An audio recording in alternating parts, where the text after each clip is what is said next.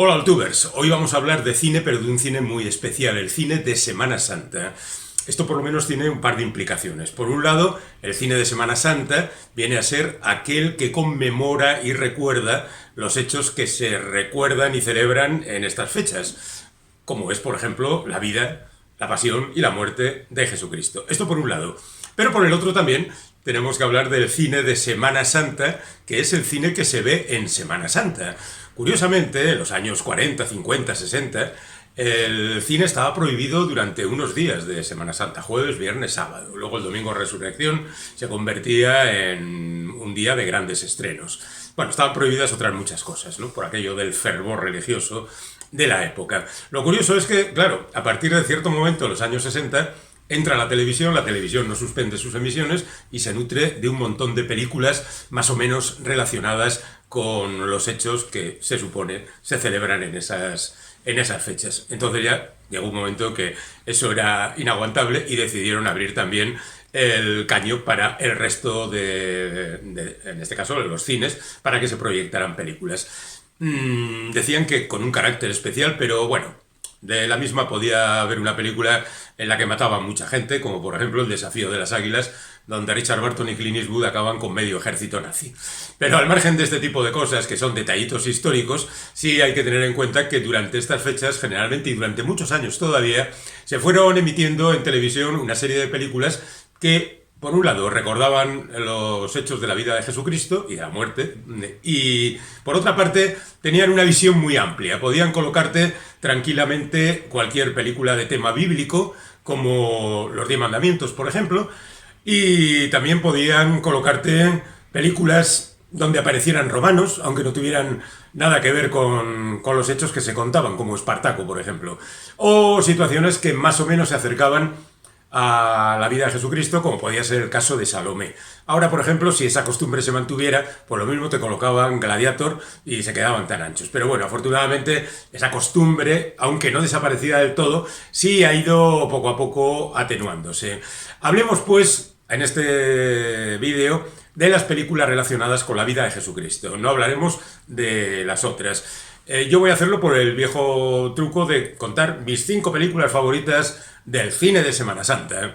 No debemos olvidar, todavía no he empezado con ellas, que ya en Intolerancia, por ejemplo, uno de los episodios que se contaba era la vida de Jesucristo. Y esto es en la época del cine mudo. Y hay otras películas por aquel entonces, como por ejemplo la versión de 1925 de Ben-Hur. Pero por acercarnos a una época como mucho más dada a este tipo de películas, tenemos que hablar de los años 50 y 60. En el año 54 se hizo La túnica sagrada. La túnica sagrada no es una película importante, es una superproducción con gente famosa, con Richard Burton haciendo del centurión que mandaba la escuadra que llevaba a Jesucristo a la muerte y que se hace con su túnica, y después eso da pie a otras historias. Pero el director era Henry Koster. Lo importante de La túnica sagrada es que fue la primera película en Cinemascope, y ese fue un sistema cinematográfico que cambió mucho las cosas, incluso en la forma de narrar. Pero nada más. Mientras en Estados Unidos hacían superproducciones, en España ese mismo año se hacía El beso de Judas, de Rafael Gil, donde, además de que el centurión en este caso era Paco Rabanne, tenemos que decir que Judas, que era el protagonista, era malo, malísimo, quizá por aquello de la conspiración judeo-masónica que siempre estaban anunciando la gente del régimen de Franco, ¿no? La verdad es que era una película fácilmente olvidable, de hecho la hemos olvidado. Pero en aquella época empiezan a hacerse películas de ese tipo. Por ejemplo, Rey de Reyes. Rey de Reyes es una película que hace en el año 61 Samuel Bronston, con dirección de Nicolas Rey, porque quiere instalar unos estudios en Madrid. De hecho lo consigue, y como sabe por dónde respira el régimen de Franco, decide hacer la primera película una sobre Jesucristo y la segunda una sobre el Cid. La verdad es que tiene la suerte o la intuición de contratar a buenos directores, como por ejemplo en el caso de Rey de Reyes es Nicolas Rey, un magnífico director, y en el caso del Cid, Anthony Mann. Luego ellos harían La caída del Imperio Romano, 55 días en Pekín, pero la cosa al final no funcionó. Con 5 películas se acabó. Y otra película que se hizo por aquel entonces es la historia más grande jamás contada, que dirigió George Stevens, que era un director de películas interesantes a ratos, Su trilogía americana sería Un lugar en el sol, Gigante y Raíces profundas. Y en esta ocasión pues abordó la figura de Jesucristo con un gran reparto, encabezado por Max von Sydow, que era uno de los actores favoritos de Ingmar Bergman. Pero parece ser que daba el tipo y encajaba bien con la imagen de Jesucristo. Bueno, el hecho está en que en el reparto había gente como Charlton Heston, que hacía de Juan el Bautista, o Sidney Poitier, o el mismísimo John Wayne, que seguramente hizo el papel más ridículo de su vida, encarnando a ese centurión que acompañaba a Jesucristo hasta la cruz. Y en esas estamos cuando nos encontramos con la primera de mis películas favoritas, Ben-Hur. Sí, ya sé, seguramente estáis pensando que es un poco tópico, pero en fin, ya he dicho que se hizo una en 1925, que se ha hecho otra en 2007, a pesar de que nadie se acuerda de ella, porque era una de esos remakes absolutamente innecesarios, y la verdad es que pues no va a quedar en la memoria. Pero fijaos, yo he visto hasta una obra teatral muy bien hecha, porque incluso la carrera de Cuadrigas, o Cuadrigas, no vamos a discutir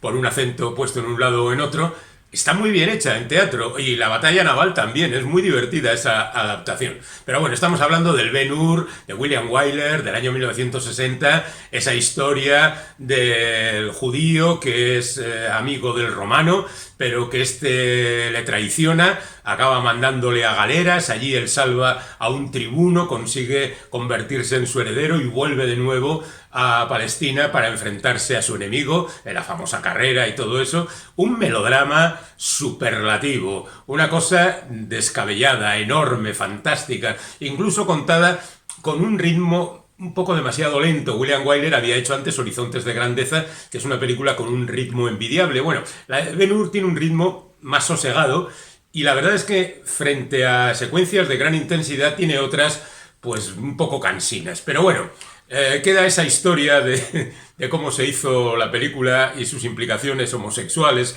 que la recuerdo porque la verdad es que cuando tú ves la película te sorprende la intensidad del reencuentro entre Ben-Hur y Messala. Cuenta la leyenda que William Wyler tampoco lo veía muy claro y le dijo a Gore Vidal, que era uno de los guionistas, podríamos hacer que esto tuviera una apariencia de que además de amistad ha habido algo más entre estos dos personajes.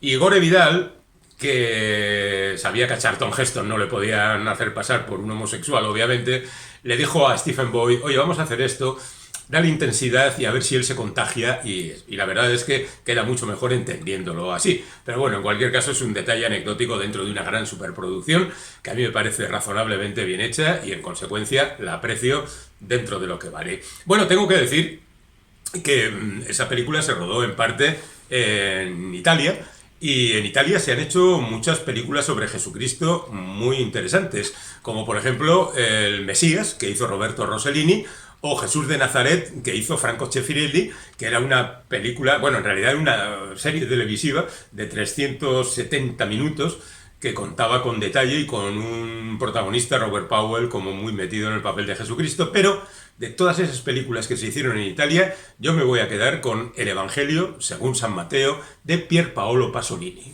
Entonces, Ben-Hur la primera, El Evangelio según San Mateo, de Pier Paolo Pasolini, la segunda. Pier Paolo Pasolini era un poeta tremendo, un hombre que se enfrentó al poder y fue asesinado por ello, y que desde luego estaba bastante lejos de los presupuestos religiosos, porque él se manifestaba ateo y además comunista convencido.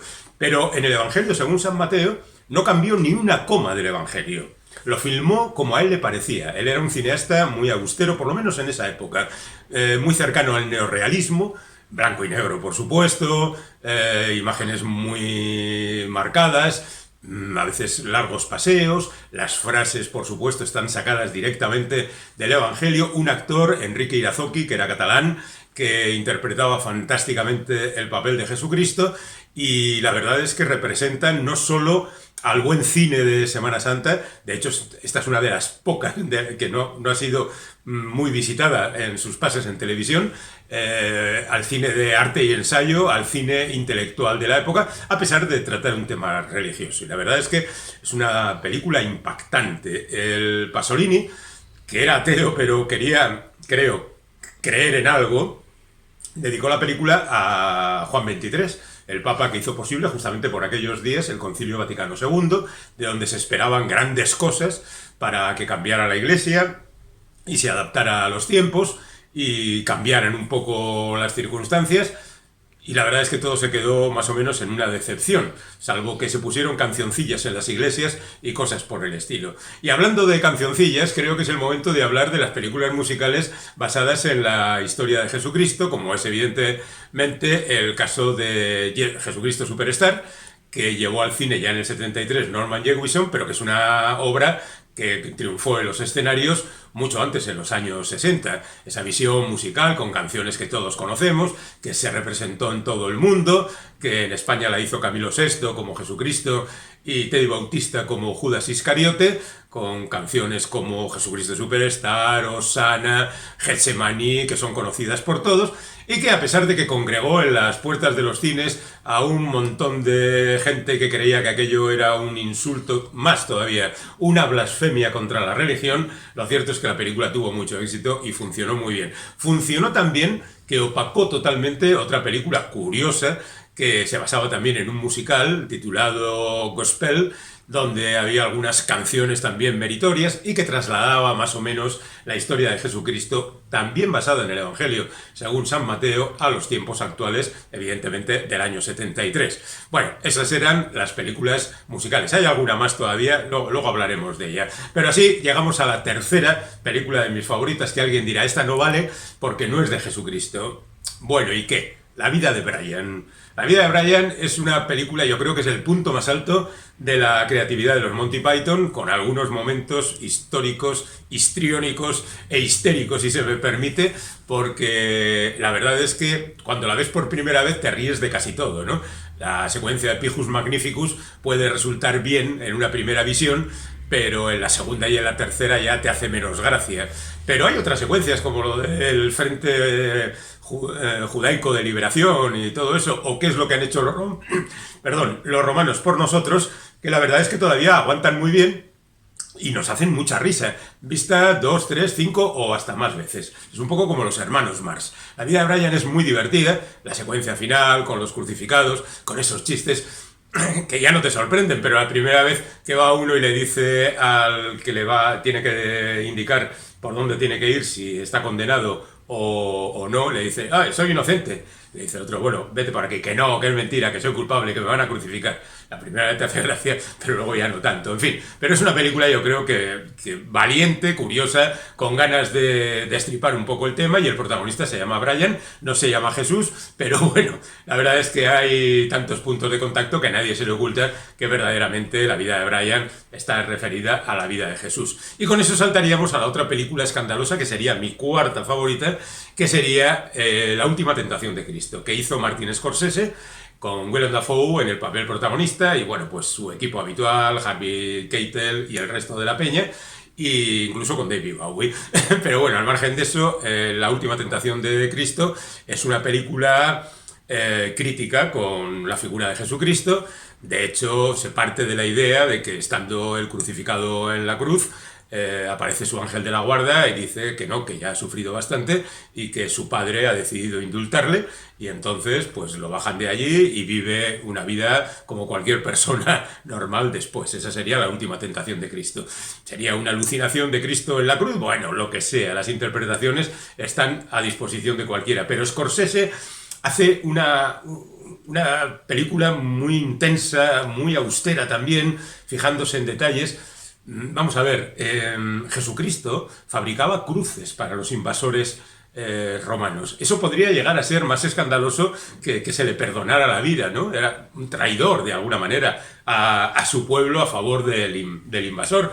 Y sin embargo a eso no le hizo caso nadie, y otra vez los católicos más o menos integristas se arremolinaron en las puertas de los cines para quejarse por la última tentación de Cristo. Bueno, estas cosas hay que tomarlas con distancia, y aunque te afecten, pues bueno, te puedes ofender si quieres, pero entendamos todos que se tratan de manifestaciones artísticas y en consecuencia así tienen que ser juzgadas, ¿no? Bueno, a mí me parece que La última tentación de Cristo es una película muy interesante. Y con esto llegaríamos ya camino de la quinta, haciendo un repaso a películas, bueno, más o menos curiosas y todavía más ofensivas que las que hemos mencionado, como por ejemplo The Passover Plot, que es una película en la que se dice que todo aquello de la crucifixión de Cristo y demás no fue más que una conspiración para que le echaran la culpa a los romanos y eso promover un levantamiento del pueblo judío contra los invasores. El Hacedor de Milagros, que es una película hecha con marionetas de madera y que, bueno, pues es curiosa y rodada por el método stop motion, es decir, fotograma a fotograma, con lo cual es un trabajo tremendo.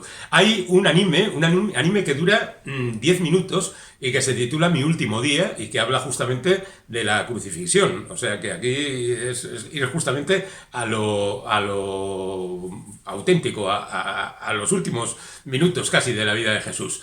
Hay una película de 2003 que se titula Ultra Christ, en el que Jesucristo vuelve en los tiempos actuales, o sea, hace 20 años a la Tierra, y se convierte en un superhéroe, porque Cristo ahora sería un superhéroe.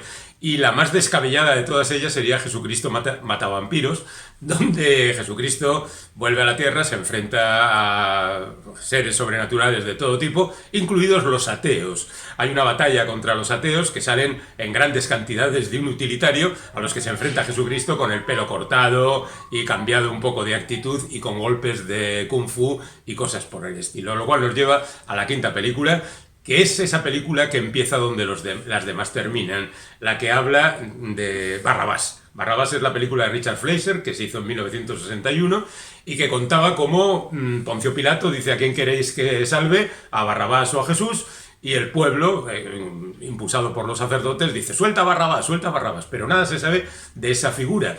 Y Parlangevis, que fue premio Nobel, aunque lo hayamos olvidado, en 1951, hizo una novela contando las andanzas de ese hombre, que es liberado, que después pasa por multitud de tragedias, está en las minas, acaba en el circo romano, acaba también crucificado en una especie de círculo perfecto en relación con lo que tenía que haber ocurrido unos años antes. Y a mí me parece que la película de Fleischer es estupenda. Hay, por cierto, un vídeo dedicado a Richard Fleischer, un tío que al menos hizo una docenita de obras maestras, colgado en este canal, así que podéis ir ahí también y descubrir otras cosas, donde con un reparto también muy ajustado. Anthony Quinn sería Barrabás, pero ahí estarían Katy Jurado, Jack Palance, Ernest Borgnine, Vittorio Gassman, bueno, Silvana Mangano, un reparto de gente no solo famosa, sino de buenos intérpretes que van acompañando el devenir de esta historia, que no es igual espectacular, pero que a mí me parece que está muy bien. Y así tenemos mis 5 películas favoritas de Semana Santa: Ben-Hur, El Evangelio según San Mateo, La vida de Brian, La última tentación de Cristo y Barrabás. Si estáis de acuerdo, decídnoslo. Si no, también en los comentarios. Hasta la siguiente.